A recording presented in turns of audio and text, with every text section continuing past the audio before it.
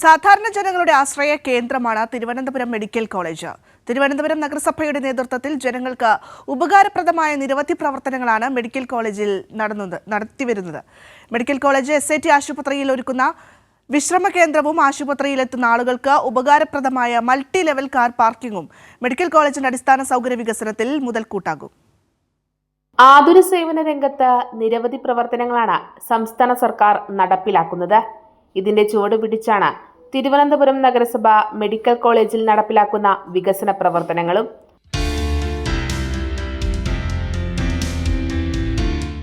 SIT അമ്മയും കുഞ്ഞും ആശുപത്രിക്ക് സമീപം ഒരുക്കിയ കൂട്ടിരിപ്പ് കേന്ദ്രം അതിലൊന്നാണ്.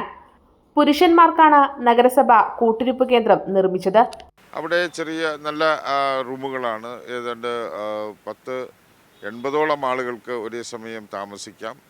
റൂമുകളുണ്ട്, അവിടെ ക്യാൻറ്റീനുണ്ട്. കുടുംബശ്രീയെ കൊണ്ട് ക്യാൻറ്റീൻ നടത്തിക്കാൻ വേണ്ടിയിട്ട് തീരുമാനിച്ചിട്ടുണ്ട്.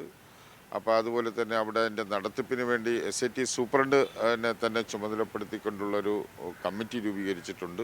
മെഡിക്കൽ കോളേജിലെത്തുന്നവർക്ക് മറ്റൊരു പ്രശ്നം വാഹനങ്ങളുടെ പാർക്കിംഗ് ആയിരുന്നു. ഇത് കണ്ടറിഞ്ഞാണ് നഗരസഭ ഒരേ സമയം 200 കാറുകൾ പാർക്ക് ചെയ്യാൻ കഴിയുന്ന മൾട്ടി ലെവൽ കാർ പാർക്കിംഗ് സംവിധാനം ഒരുക്കിയത്.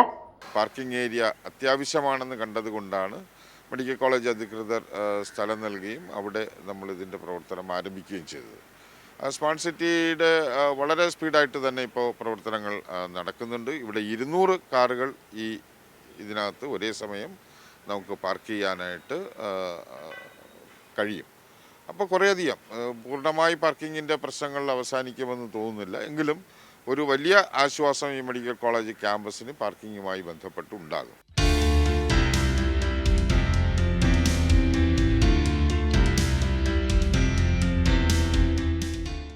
സാധാരണ ജനങ്ങളുടെ പ്രശ്നങ്ങൾ അറിഞ്ഞുകൊണ്ടു തന്നെയാണ് തിരുവനന്തപുരം നഗരസഭയുടെ പ്രവർത്തനങ്ങൾ.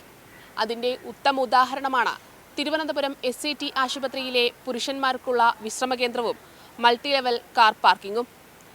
ഈ 2 പ്രവർത്തനങ്ങളും പുതിയ മാറ്റം മെഡിക്കൽ കോളേജിനേകുമെന്നതിൽ സംശയമില്ല. ക്യാമറാമാൻ സജു കാഞ്ഞിരംകുളത്തിനൊപ്പം സുലേഖ ശശികുമാർ, കൈരളി ന്യൂസ്.